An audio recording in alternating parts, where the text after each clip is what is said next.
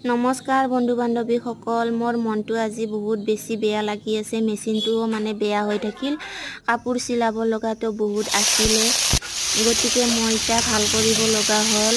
এইফালে মই গাহৰি মাংস নৰসিংহ পাতেৰে বনাই ল'ম আৰু মাছ আৰু শাকেৰেও বনাই ল'ম। যোনে যোনে মোৰ ভিডিঅ'বিলাক চাই থাকে অলপ মৰম দিব, ছাবস্ক্ৰাইব কৰি দিব নতুনকৈ চাই থকাবিলাক।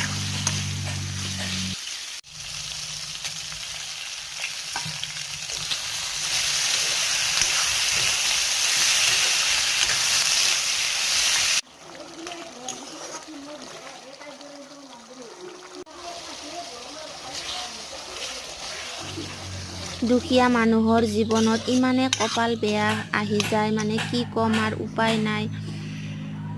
এফালে মোৰ ভাত পানীও ৰেডি হ'ল দুপৰীয়াৰ। Bye bye.